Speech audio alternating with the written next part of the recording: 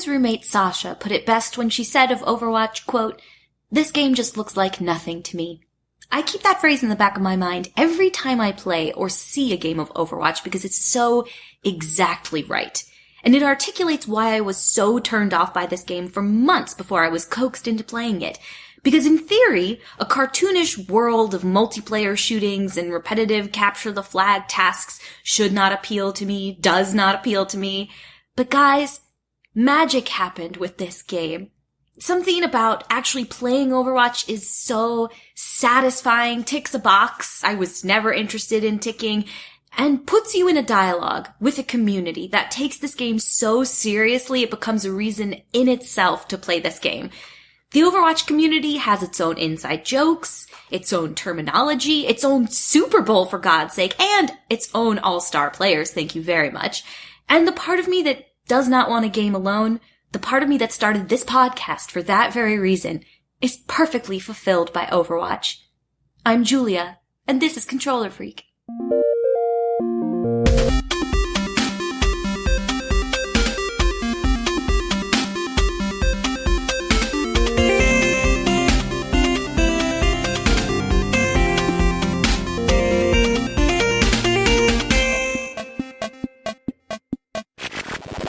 In Blizzard's Overwatch, you have the option to play as one of 28 heroes. Cartoon-like specimen with different talents and weapons and, believe it or not, backstories. Kind of. So, as you play, you'll get glimmers of the deeper plot at work here, but why you're doing what you're doing is still largely a mystery. At the start of each match, you'll figure out which hero you want to play as to complement the location you're playing in, whether you're attacking a point or defending it, and the heroes chosen by the rest of your team. Then, your team faces off against another team to either escort a slow-moving cart, called the payload, or secure a small area within one of these maps, or stop the other team from doing one of those things. This lasts about 11 minutes, and then you do it again. And the whole time, if you so choose, you're on mic talking to that community I mentioned earlier, and they have an opinion about how you're playing the game. Does this sound fun? It didn't to me either at first. But inexplicably, here we are. Let's jump right in. Hey guys. Hey. Guys, it is finally here, the Overwatch episode.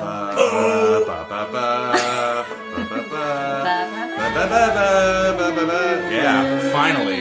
I know that better than the national anthem, by the way. Guys, I want to start with a very basic question. One that you both hate me for. But is Overwatch an RPG? No, it is not. No, it is not. Duh. Okay, so that was just a roundabout way of being like, what do you call a game like this? Yeah, that's a fair question. All right, awesome. This kind of game, it's a shooter, and I would call it an online multiplayer shooter, to be more specific. Pretty perfect, yeah. Online, team-based multiplayer shooter. Yeah. Interesting. And I think we also just need to say up front, it's dumb, but it's pretty playable. How did this happen? Why did this happen? Why did it hook all of us in? Now, when you say dumb... I mean dumb. What specifically?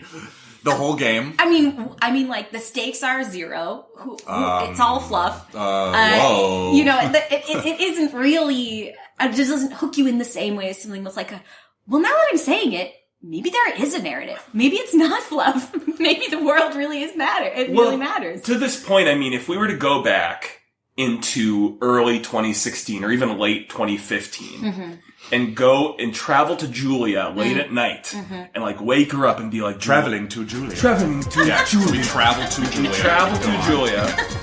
We wake her up in the middle of the night and we're like, Julia, we're from the future. We need to tell you. In 2-3 years, you are going to record a podcast about Overwatch, the video game. You would have slapped us across the face. Yes. One slap for both of you. Called us liars. Yeah. And generally impugned our character. Is that correct? That's correct. You never thought this was going to happen. You never thought you'd ever play this game. Not ever. Yeah. This is a mea culpa yet again of I just don't know what my taste is and you guys do. And here we are. But actually it's not true because I never thought I was going to play this game either. Really? Why not?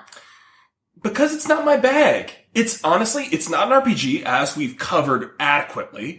Thank you. I took a look at it, and it hurt my eyes. Yep, the colors. There's too many colors. The bright, moving colors and friendly Disney animals shooting each other and shaking their asses. It looks like a children's game. It looks like a children's game with asses. Yeah! And so I looked at it, I took one look, and I was like, this doesn't look fun or cool.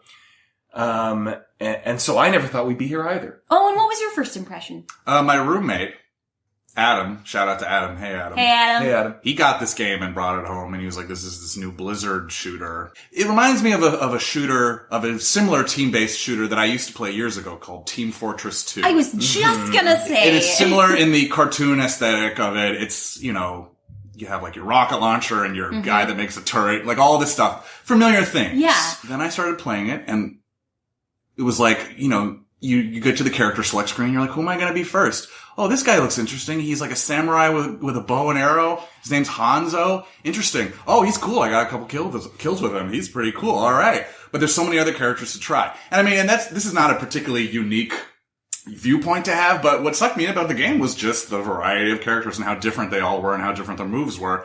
And, you know, that's like the most basic selling point of the game, but it definitely worked on me. Yeah, and I will say, when we first heard rumblings of this out in society, I think Aaron was, peer pressured is the word into buying the game from Adam, right? Adam said, go out and get it. I had just spent a lot of my hard-earned money on Star Wars Battlefront. We all did, yeah. And so Adam texted me, and he said, you have to buy this game, Overwatch. And again, I had seen the gameplay, it hurt my eyes. I felt like I wasn't going to be very good at it. I was like, I just bought my game for the month. It's Battlefront. And Adam texted me, you made an error. I remember this. I do remember this. You made an error by Overwatch. Yeah.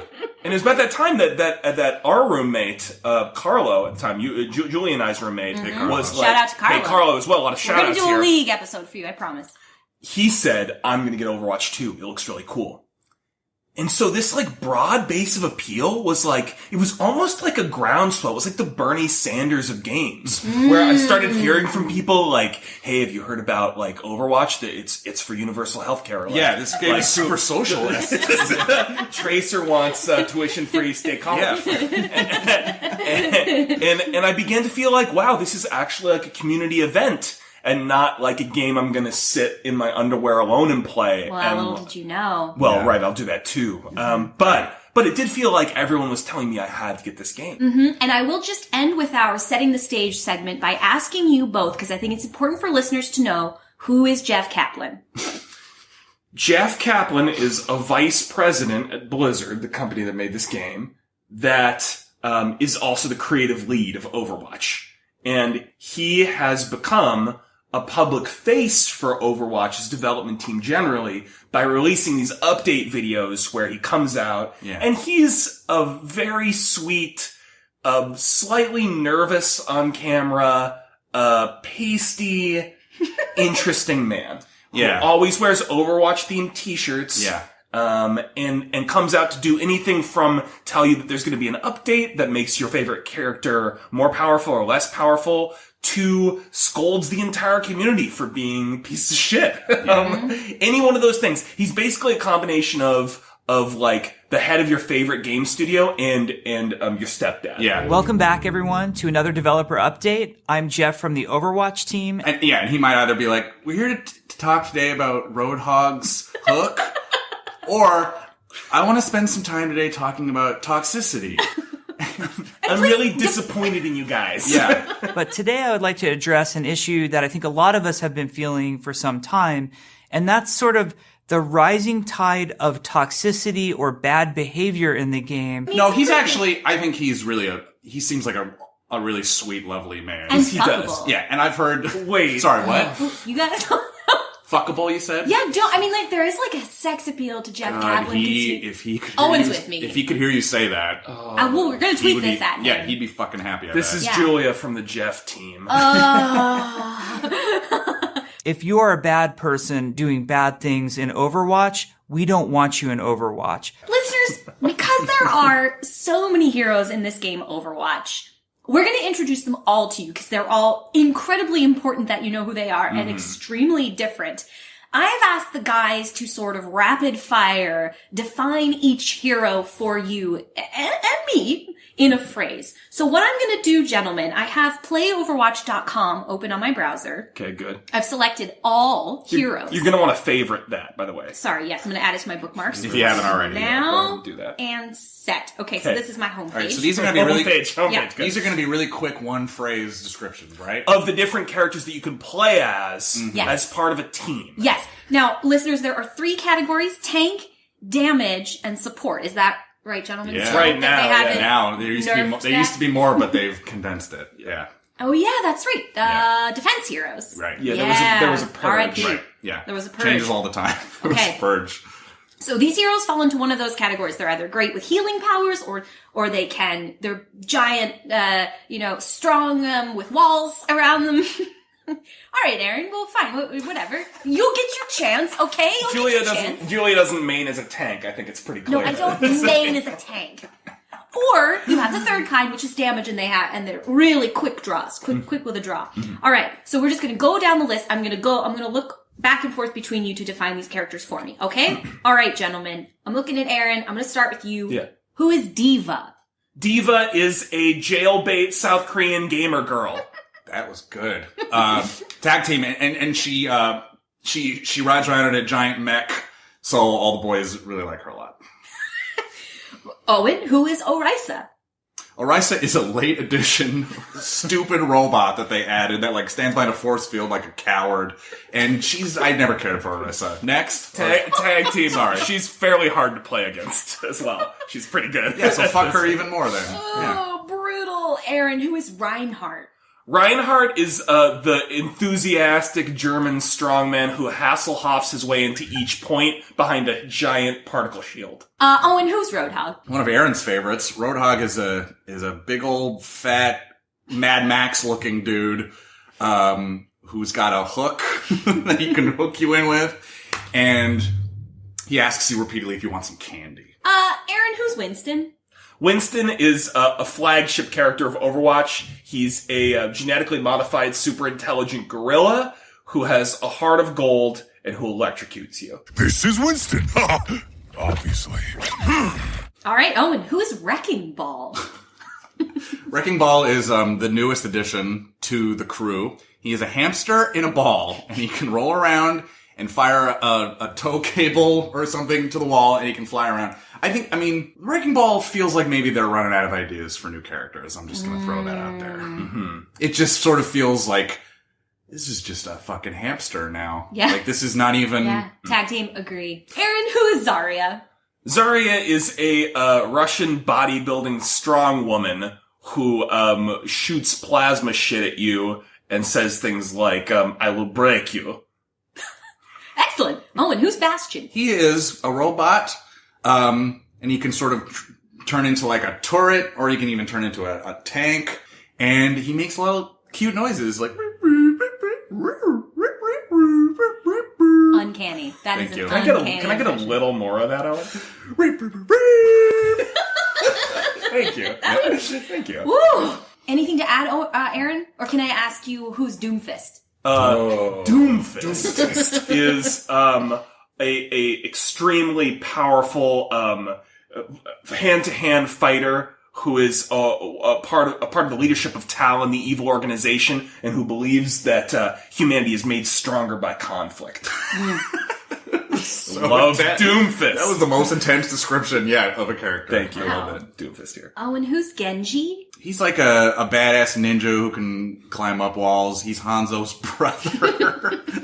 That's canon. It's Yeah, true. it's- The dragon stirs within me. Aaron, we've touched on him a little bit, but who's Hanzo? Hanzo is a scourge upon the earth in this game. Everyone thinks he's cool at first and then grows to hate him as you realize that having a Hanzo on your team decreases your odds of winning about 400%. He is basically arrow guy. He's an archer. He talks about his dojo. He talks about spirit dragon. He can release an energy dragon. That's true, at least. That's being conservative. Yeah. But basically, he's the worst. I mean, we could go on for days. He's fun to play as, but it's basically the equivalent of going onto a subway train and masturbating to play as Hanzo. Yeah. In that it's fun for you, but it's bad for everyone else. And you should be arrested for it. Yeah. Oh, and give it to me. Who is Junkrat? He's just like a punk. He's an Aussie punk with some really annoying moves. So fuck him.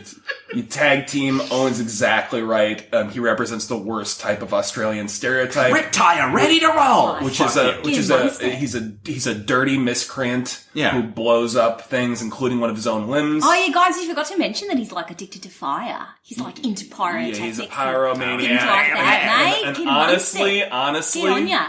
honestly, we don't need this type of stereotyping. Aaron, who's McCree?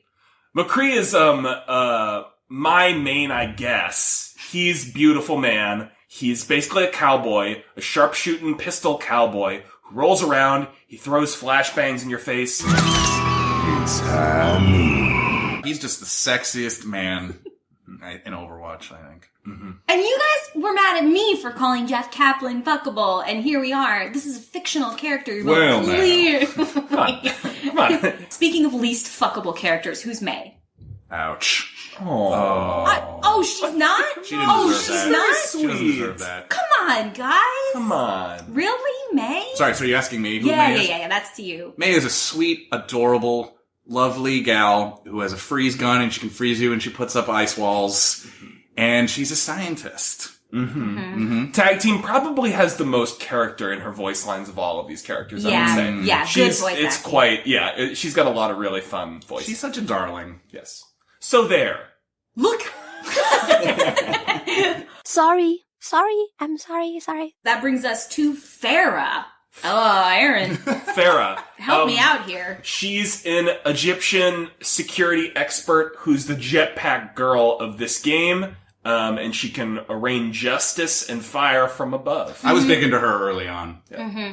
Oh, and who's Reaper? Really important to note that. Yeah. Who is Reaper? Who is Reaper? Who is he? Reaper here. Yeah, so he's a scary guy. He's a former gang member, right? Yeah. I feel like there's a lot of... That's not canon. No, he's like Are you kidding me? he's It a is special canon. forces. He's an ex-special forces guy who is part of Overwatch's like special ops like Night Watch. I thought he was a gang Not member. a gang member. Why not? He is, according to Overwatch's flavor text, a black-robed terrorist that some speak of. And wherever he goes, death follows. You have that memorized. The first time I saw that flavor text that some speak of a black-robed terrorist, describing someone in Overwatch, which is the goofiest game where gorillas beat 16-year-old gamer girls to death and hamsters roll around in balls. Yeah. To hear one of the characters in it described as a terrorist. Yeah. Things are looking grim. Aaron, who's Soldier 76? Soldier 76 is a gruff, over-the-hill special operations soldier who used to lead Overwatch, but has been disillusioned. Owen, who is Sombra? Sombra is a hacker, who was a late addition, but she's definitely become one of those just very annoying characters because she sneaks up on you because she's invisible and she hacks you and it's very annoying. She's like WikiLeaks. We all liked her at first, but then she started to do some questionable stuff and we were like, this is fucked. Right. Alright, who is Symmetra? She is an architect of light and power. She builds teleporters and turrets that can zap you, and she's sort of a low-key powerhouse, especially at defending. Owen, who's Torbjorn? Oh, I love Torbjorn. He's a Swedish little guy who makes turrets. He's the character that you want to play if you don't really feel like getting into the action. If you just want to step back, watch from the outside, and just let your machine take care of everything. Tag team. Torbjorn! Ready to work! Yeah. God. My turret's being destroyed! Any more Torbjorn voice lines we No, need no, to no, do? not right now. All right, Let's then. keep it moving. Aaron, What are we, bring up- halfway through the characters? We have about 20 more minutes left of this. yeah, No, right. guys, no, we're nearing the finish line. Okay. Aaron, help us get home. Who is Tracer? Tracer is the game's flagship character. Yeah. She's a bubble of joy and light. She's basically British Mickey Mouse with an ass that won't quit. Ever get that feeling of deja vu? She's time traveling, little machine pistol, chirpy little cartoon sex bot. And Jeff Kaplan is married to her. Perfect. Nailed it. And she's back in the game. She's one of my favorites, too. Owen, who is Widowmaker? So Widowmaker is another sniper. So it's annoying. If you're going to play as Widowmaker, you better be damn good. She's like the super ultimate hottie, like French ballerina. Her body is ridiculous. Yeah. It's the most beautiful thing you've ever seen. Yeah, you are a big fan, Julie. I'm a big fan. I don't think we need sex ed in schools anymore, as long as every child plays Overwatch and sees Widowmaker's like dance emote. I think every 8-year-old boy is going to be like, I know how to impregnate a woman. I have just received that information from my PlayStation. I know it now. Oh, well done. I'm not even going to fight you on that. It's 100% true. Kind of on an opposite note, who's Anna? Anna is Farah's mother. And she's crusty. She's a little crusty. She's just an older woman. Yeah. She's Crusty. She's got an eye patch. Owen, who's Brigitte? Torbjorn's daughter. So she's like sort of a healer, but not really. I think she's more about like hitting people with her mace and saying mace to the face. I love her so much. I had to say that. Aaron, who's Lucio? Lucio is an international music superstar. He's a DJ and an irrepressible force for good. Yeah. Hailing from South America, he is a constant source of joy to everyone who encounters Oh, him. and who's Mercy? Mercy is a sexy angel who heals you, and she can resurrect you. So she's like a god, basically. You want to have a Mercy on your team always, because she really is like probably the best healer. No, would you? Yeah, agree? I think the most straightforward healer, unless you've got a really, really pro like Moira or Anna. And Aaron, since you brought her Gotta up, take them. who is Moira? Moira is an Irish. Yeah, good luck. Oh, Describing Christ. this. I think she's been described as like a geneticist. But she's also like a witch. She's like Yeah, a genetic witch who can suck your life force. And she's Irish. She's Irish. She's never cut her nails in her life. And she makes you uncomfortable. Yeah, it's weird. Owen, we're at the end. Home stretch. Last character. Who is Zenyatta? Oh, yeah. I guess I would describe him as a robot that practices transcendental meditation. Yeah. Oh man, guys. Oh, well done. Okay. We did it. All right, It only so took a couple of days. All right, so there's going to be a quiz on that, listeners. right. I hope that you are ready We're ready, for all it, right. and you've retained all of that information. Yeah. No, look, I think it's a great primer because these names are going to come up again as we talk through how we play this game and what the fuck it looks like. Yes, they will. And then let's also just quickly do a Starkest Babes segment. Ooh. I want to just give a quick shout out to Steve, who, after listening to our pilot episode on The Witcher, was like, man, you really get into like how hot chicks are in video games because you were never like a horny teenage boy gamer, and so you never got it out of your system. He was like, guys, my age in the real world, we don't care anymore. We've been there, we've seen it, but for you, it's all new. It's like Halloween candy. It's like, oh my gosh, everyone is beautiful and perfect and curvy and sensual. So, Is that Steve, true, right? Julia? Yeah. Is that an accurate? This is 100% what Steve conveyed to me, more or less. Halloween candy? I mean, that's me. I'm Okay. putting that in. Yeah, that Julia still needs to binge herself on before she learns that moderation is key, I guess. That's it. Very well said, What's a Aaron. candy? What's a candy? Is that right? You guys went through like the super, like amped up teenage boy phase, but now it's just kind of like you expect them to be hot, so you don't care Well, I anymore. mean, I don't know. Maybe not as a teenager because, like, games have just gotten more and more beautiful and high def as the years have gone on. And, like, I try to think back like the games I played when I was like a teenager. I don't remember like a lot of hot babes. Like I don't remember like hot Princess Toadstool like being like, "Hey man, area. Hey, and like, Do you think there's more of a trend to make them more? It's true that they're more photorealistic, or at least more detailed than they used to be. But I feel like Lara Croft goes back many years, and right, but she still kind of looked like a bunch of polygons thrown together. Like, you know. Well, sure, but back in the day, those graphics were great. Sure. And we were like, she's wow, tanked. like look at that. Maybe It's I'm interesting. just, It's an interesting point, though. Like, I think he's dead on about you. Because he was over it. He was like, don't talk that much about sex. It's really weird.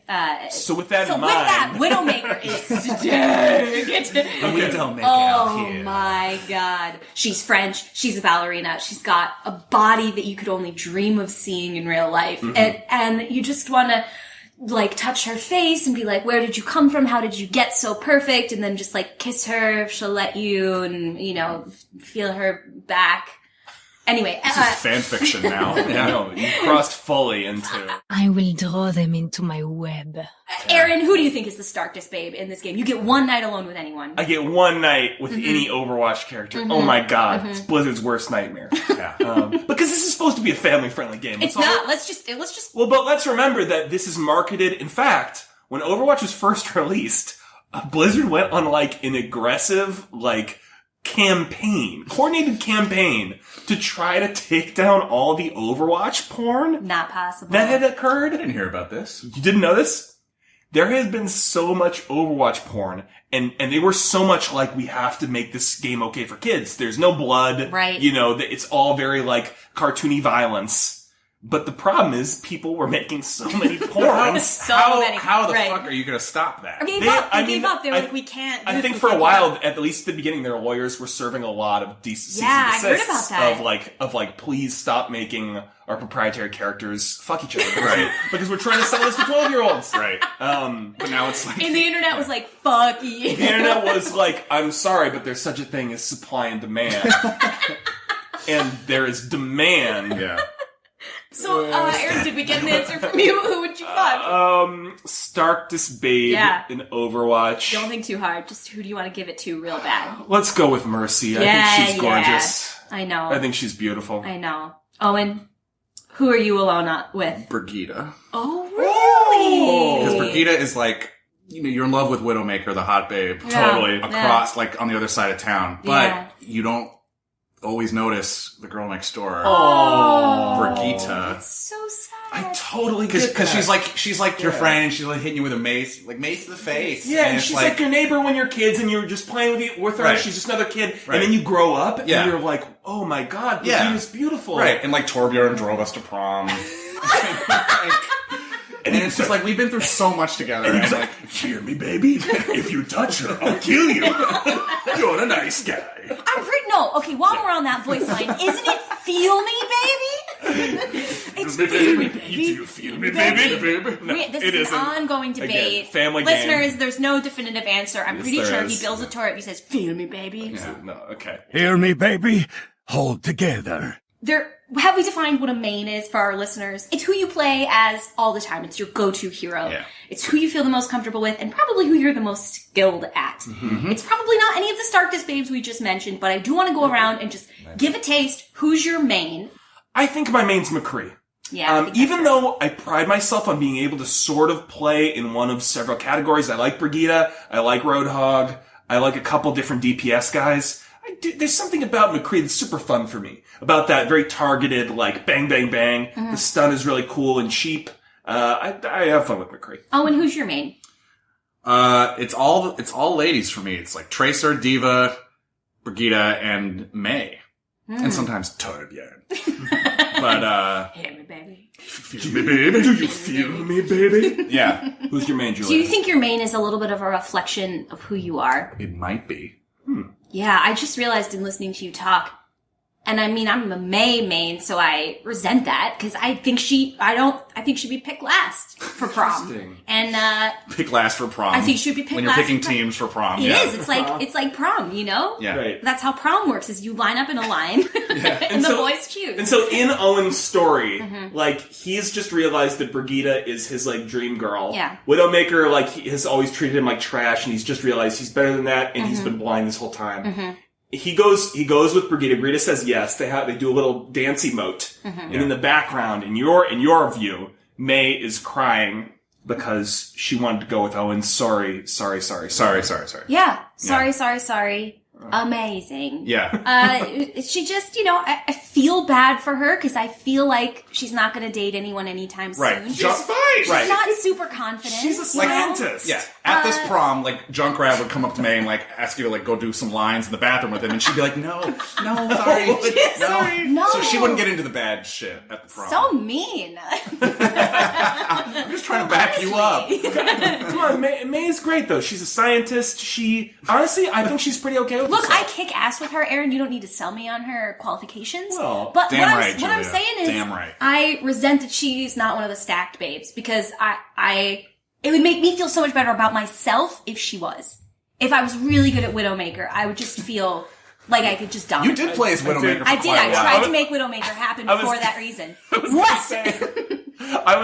We both saw firsthand. Sure did. Julia tried to, and this is a lesson for all of you new Overwatch players out there. You can't force your main. No. You can look at a person and be like, Diva seems cool. She's like a mech girl. Like she seems super powerful. If you can't play as it, you can't make it your main. Yeah. Sometimes you just gotta find your main. And so I saw Julia go through this where she was like, I love Widowmaker. She's beautiful. Yeah.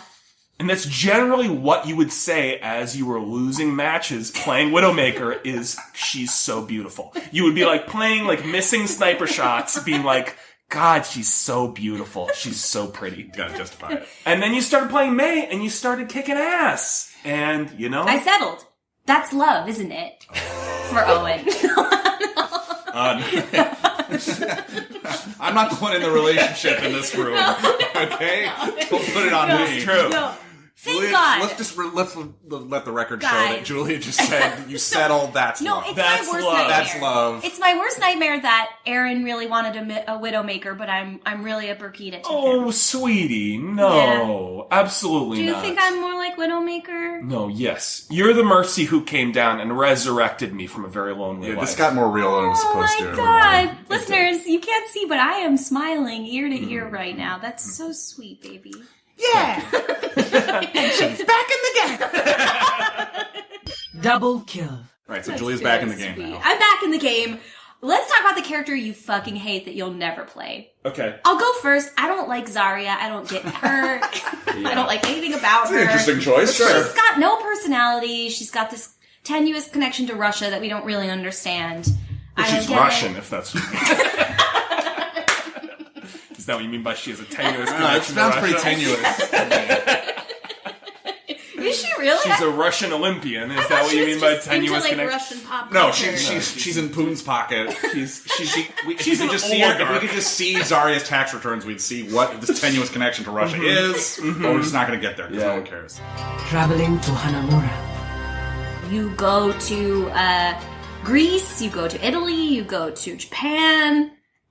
Fictional cities, I think. They're not real. I don't know. Is Ilios a real place? It is real. Really? Ilios is a real Oh, place. shit. Really? In Greece. Julia is learning. it's an she knows island. We nothing have to go about to the Ilios. It world. looks Yeah. gorgeous. Oh, yeah. I mean, can we go to the little... I don't think they made anything up. There's got to be a real junker town. So there's a yacht. And Blizzard World. Blizzard World. And Horizon Lunar Colony. Right? I actually think they closed Ilios though to tourists because too many people got booped off the edges, and it was a huge public relations nightmare. Yeah. Yeah. Too many people fell to their deaths on the rocks of Ilios. Yeah. That Is seems King's like a- Row a real place? in If London? we have any English listeners, can you, if you're in London, have you ever been to King's Row Yeah. or the Alderworth Hotel? It Is that real? says the Alderworth Hotel. Is that really the name of the hotel? Wow, nice You look know, up. it's always like very prominently featured as, you know, all right, Blizzard. Hotel. The Or like, Alderworth. or like in That's where Kennedy was shot, right? RFK. Yeah, I think you're right. Yeah. Like Sirhan. Yeah, totally. Sirhan Symmetra. Surprisingly, right? I was going to say an upcoming Overwatch hero. Sorry, I'm sorry. Owen, I want to kick this off with you. In the world of Overwatch, what are the different ways you can play this Yeah, game? so there's quick play where you just jump right into a game. They throw you into the game. Then there's competitive play, and that's a little more high stakes because you have a rank that falls or rises depending on how much you win. And competitive play, there's a certain level of expected, but no one ever actually does it. Good group communication, you need to be coordinating everything. Really? You need to have a balanced team of different types of characters. Yeah. It's just, you're playing comp. you're expected to bring your A game more. Not that people actually do. Yeah. But that's the idea. No, that's like the wonderful thing about comp is Yeah. that people act like, okay, we're not doing quick play anymore. All right, you idiots. Yeah. Things actually matter here. Yeah. You really have to be on fucking mic if you're going to be a tank in a comp, because otherwise we can't communicate with you, okay? Yeah. So people get pissed. Yes. Right, this is where people are usually on mic, communicating with each other. Yes. Over the interface of the game. You're supposed and, to. calling out where different, like, I played comp a handful of times, and it was mostly people telling me, where Sombra was. Or, like, you know. Yeah. Reaper, 12 o'clock. Right. And That's what you're supposed to be doing. Yeah. Yeah, like, oh, there's a Pharaoh up there. Right. Or guys, there are some like comp like microphone phrases that I still don't fucking understand what good they are. Like I had a guy the other day who just kept telling us to reset. Like we'd all die, including him, and he'd go, "Okay, reset." And I was like, Does he just mean like is that just you all like group up at the I guess. start of the map? I guess. It just sounded like him desperately attempting to wrest some control of the situation back. This is probably something that everybody knows except us. I know. We're the noobs. I think it's what you said, which is group up at the beginning. But like, of course, why would you like, call it don't. that? Yeah. You're just trying to keep control in a situation where you've been reset. emasculated. That's a lot of what comp is, right? Yeah. Asserting yourself so you're not the one that's getting lectured at. That's true. Usually, it starts as strategy and then shifts to blame. Yeah. About halfway through, like, I know where our mercy is, but I haven't been healed this entire fucking match. Oh yeah. A lot of internet tough guys. If our healer knew how to put fucking orbs on people. Yeah. Yeah, I've heard that. Definitely. Yeah.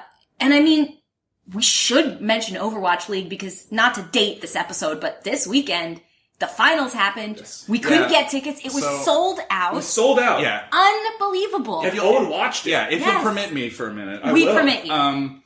So yeah, the Overwatch League, if you don't know, in case you've been living under a rock or something. No, that's not true at all.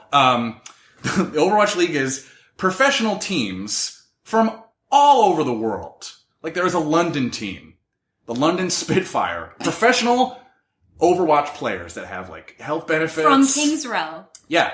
And last night was the World Series, the World Cup Championship. And it's like such a big deal now because there's like corporate sponsorships. They filled out the Barclay Center here in Brooklyn. It was sold out, but did get to watch it on ESPN2. Oh, now tell us. Not even 3. We were having a fun night, watching this. I started to feel a lot of things. Just watching professional video gaming happen on ESPN2 and people treating this like it was football. And I was so inspired by my feelings, I couldn't get it all out. So I've written a poem that I would like to read to you guys now about my experiences. Of course. Now, listen, this is a safe space, right? Yes, this is a safe space for nerds. Yeah. Okay. This is called Out of My League. Oh, let's break it down. Tonight I watched the Overwatch World Cup Championship on ESPN2. I felt all sense of reason and shame eject from my body like a diva ult. Who are these league players, these kings of men? These kings who have hitched their wagons to this online-only multiplayer shooter star.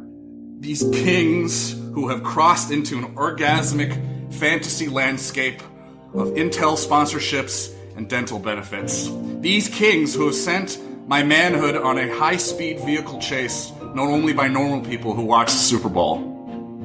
Rip tire, ready to roll. Now I am alive. Now I have arrived. Ever get that feeling of deja vu? Deja vu? Deja you? No. Deja me.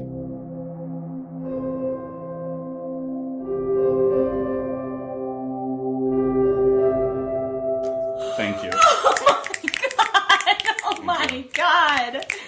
Triple kill. I just want to also just say for our readers that I saw Owen reading that, and I looked at the second page, and it's been smudged as though soft tears fell on it. So that's league play. Wow, that sums it up. I mean, it really is gamers living the dream. All we need to say. You know, we do this podcast, they make a living. There was the other day, there was the guy who runs the company that makes D&D, was saying that they want to push for more like competitive D&D opportunities and esports at D&D. And everyone who plays D&D was like, that's the stupidest thing I've ever heard. How would that even work? And a bad roll for the Orc Warrior. Yeah.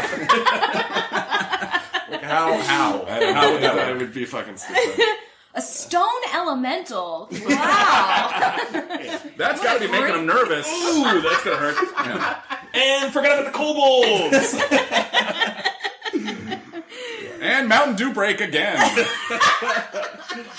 Looks like somebody's mom is mad. We're gonna have to. Oh, no. He's telling her to fuck off and get a life. You know, Tom, Not that's okay. that's a good short-term strategy, but long-term, that's gonna hurt him. I heard that. I mean, this is a great segue. I wanted to talk in general about the chatter of Overwatch. This is the first game for me I ever played on mic. On mic means you put a headset on like an air traffic controller and you sit on your couch and you can speak to the other people playing the game. And first of all, I was way too nervous to do that. I was like, I don't have anything to say. What if people make fun of me? Mm-hmm. What if someone hits on me? I don't know. I'm very neurotic, so I went a million different directions. Sure. And now, a year later, I only get on mic. I want to get on mic. I want to hear what you have to say. If you say something ridiculous, I'm going to call you out on it. Has anyone ever hit on you? No, I think this is a pretty respectful community. You know, I've heard some toxicity. In that specific No way. one has hit on me. Yeah, I've heard some very toxic comments. Well, they might just think you're an 8-year-old boy. That's what Aaron said. Yeah, that's what Aaron said. And it is mostly 8-year-old boys. Mostly French in my experience. My French is really improving because I have to kind of gauge what they're like. Mon Dieu, encore, Widowmaker, voila, il est mort, you know, and you're just like, all right, 6th grade French class taught me how to play this game with international children. But it is really like, you can hear some disappointing things. And I want to say, I know you both have been on mic on this game. Have you ever heard something like extremely toxic? Like, what would you like to tell Jeff you've heard? Well, okay, I've heard things that are toxic in two ways. Mm-hmm. The first way is the traditional way where someone becomes angry with you as a human being based on the way you're playing Overwatch. The other day there was, I'd say, I'd probably peg him about 14-year-old boy who got on mic at the end of the match. I was playing Zenyatta, and he, at the top of his lungs, called me autistic 8 times and then told me, you don't know how to use your orbs. Which was a pleasant interaction. Yeah. So there's like a lot of that. But there's also the second type of toxic, which is the more broad toxic, which is the guy who is on mic through the entire match, and you can hear his baby crying for food. Yeah. He's saying stuff like, did y'all see that? Like, I just got a quad kill. Yeah. And then you can hear his baby be like, and then you can hear his wife come in and ask him something, and then he'll scream like, you got the keys! I don't have the keys, you do! And I literally heard at the end of one of these matches, I heard a guy's wife come up, and he was like, babe, did you see I got 25 kills? And she goes, I don't care. No. Which, you know who's right in this? The wife. The wife! 100%! Feed your baby. That brings me to my personal toxicity moment, which is something that I got involved in, and I'm not proud of it. But we were playing a quick play with, there was a child. Theoretically, you can tell when a child is playing because they're maybe not, I don't know, super good. Some of them are better than me, but the rest of my, like, teenage, the kids are good young adult team started calling him a squeaker. And they were like, just fucking squeaker as Mercy. He can't do shit, doesn't know anything, shouldn't be allowed to play the game. Mm-hmm. And after a little bit of this bullying, Aaron was like, you need to get on there and stand up for this kid. Oh. Yeah. And I was like, you know what? That's right. And I put the headset on. And I lobbed one good defensive thing where I was like, yeah, but it's designed for children, right, guys? And they're like, yeah, but this fucking squeaker doesn't know anything. And the people pleaser in me eventually started being like, you're right, guys. We don't need another fucking squeaker on this team, am I right? Meanwhile, the poor little kid's just like, I'm Mercy, I can fly around here. That poor little kid thought maybe someone was coming to his defense. And briefly she Not was. so. And then they were like, yeah, but I mean, this kid fucking sucks is all I'm saying. He can't heal. And I'm like, you're right. You're like, Oh my God, you're right. No, you're totally right. And we've all sort of taken part in this behavior, myself included. I've said mean things on the internet. Now that we're nearing the end, I think it's time to talk about what's broken. What, move, and I know we all have one, but what move do you think should be illegal in Overwatch? Like, what is just not okay with you? What is, viscerally upsetting? Yeah. And I'll just say it's when someone hunts you. I feel personally attacked. Does that happen to you a lot? Yeah, I feel like people come after me personally. It's the same McCree time after time, waiting for me to respawn, then shooting me in the face, and then doing a little emote Oh, dance. no, you do definitely get into rivalries with specific And items. That happens, personally, yeah. I just feel that's toxic. I never single out one person. I think that's really unfair. I think it's against everything Jeff Kaplan and this community stands for, which is just it shouldn't be your personal vendetta to be against one person. That doesn't do your team any good. Not for nothing, it's not going to make you an effective teammate. You're not going to, win that way if you just keep waiting for me, and hunting me down. Really scarred you. Yeah, because it happens to me every single time. Did this McCree hunt you across multiple, did he follow you from Elios to If it's not a McCree, it's a Reaper who's teleporting behind me and shooting me in the head and just loves it every single time and just is looking for where I am personally instead of getting on the point or the payload. You know what I mean? It's always at the expense of the team good. So just PSA, stop hunting people. It's mean. It doesn't make sense.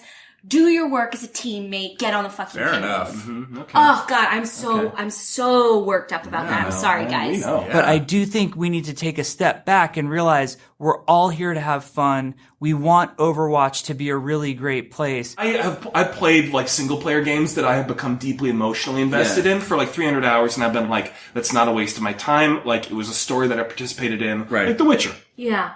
This I've spent, I'm sure, well over 300 hours on. Well, hey, it's the Super Bowl now, so.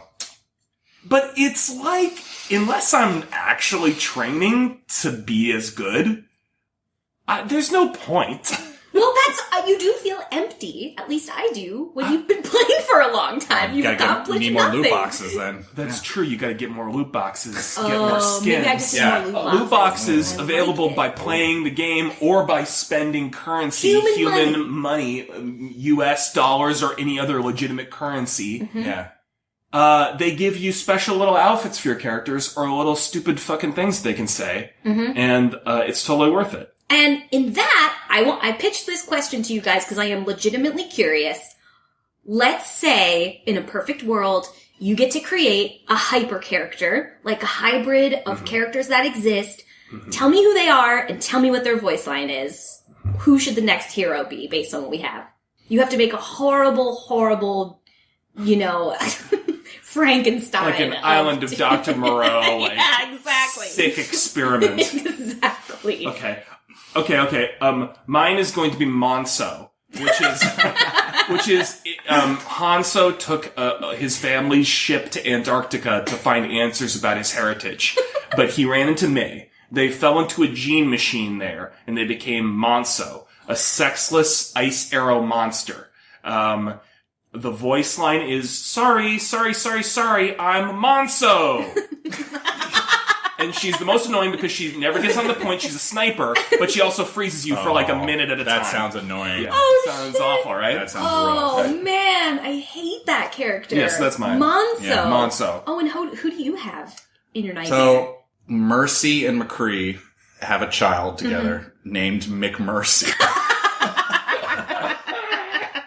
Which I know sounds like a McDonald's vegan sandwich or something that's around for a month. That's around for half a month. It sounds like a triple burger that's used to euthanize people. Exactly. Which is really it's Mercy, but she's got McCree's gun. It's based, and that's McMercy. Nice. And hat, maybe? Yeah, because then you get the best of both worlds. You're the best healer in the game, and also you got a sick revolver. Ooh. Better than your little lame-ass Mercy pistol. I'm getting a Calamity Jane kind of... Exactly. That's cool. That's hot. Yeah. That's actually not a bad idea, Blizzard, Yeah. if you're listening. All right, and look, I'll just say this game dances with Australia but doesn't ever really commit to it. So I think we need a hyper Australian character named Road Rat who That's great. Genius. the same mad scientist who stitched together I can Roadhog see that and bigger Junkrat. character. Like, and that's he's, no joke. He's full Aussie. I mean, Yeah. Junkrat, you know, he's a little crazy. Roadhog, we don't really hear his voice. This guy's fucking road rat, mate. And he's got like a fucking, you know, just a t-shirt with a fucking beer logo on it. He's got flip-flops on. He's got his tongs on. He's out with the Barbie, and his main, like, superpower, his ultimate is just like the ultimate barbecue, mate. Like the ultimate piss up. He's a support character. He heals. So if you That's the best part. If you come to his barbecue, you get health. Is that the Yeah, idea? exactly. So wait for that. Now look, I want to end on a super existential question here. Okay. Because this game is very dear to us, and we've already talked about the many ways it doesn't have any right to be this good or this fun, but it is. Yes. If this game were to lose its popularity one day, what will be its undoing? How will Overwatch fly too close to the sun and finally alienate people? What do you think? I think probably that the most likely thing is that it's going to become super dangerous to get on Overwatch.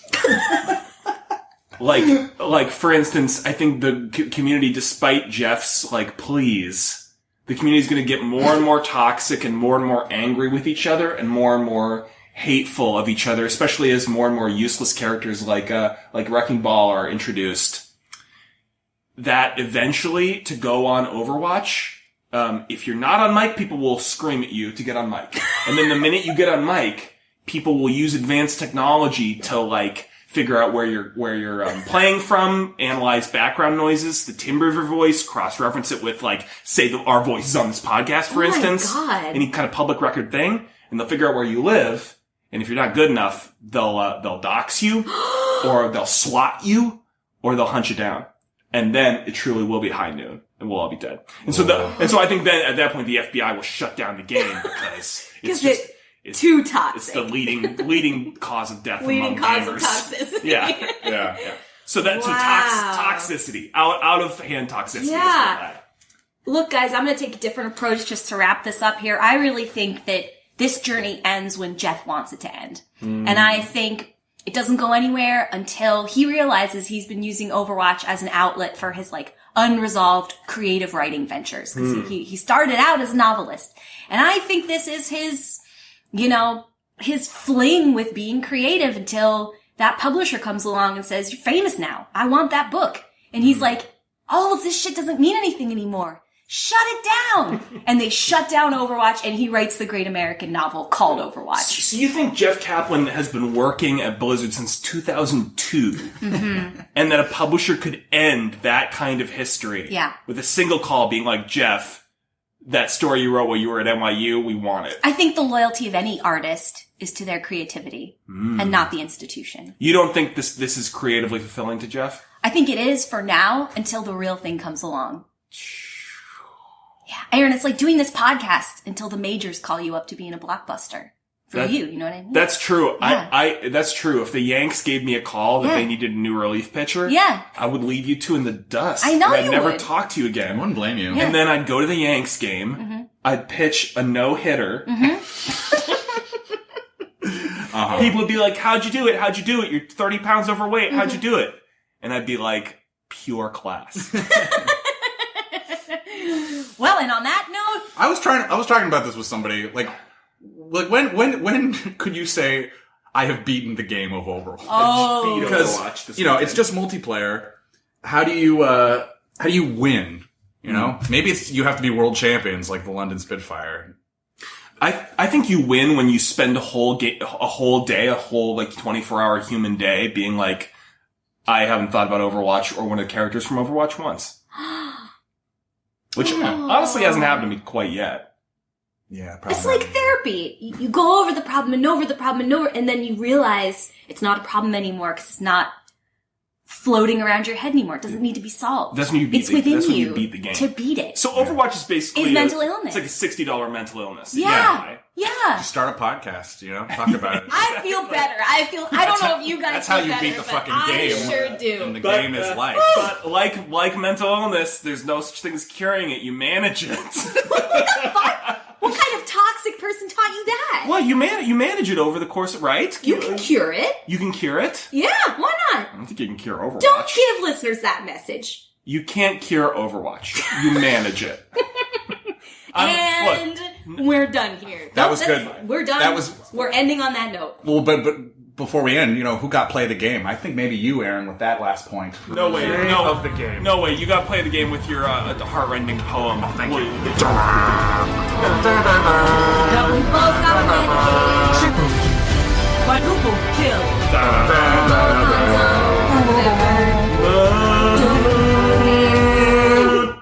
You're both my mains. Oh, thanks.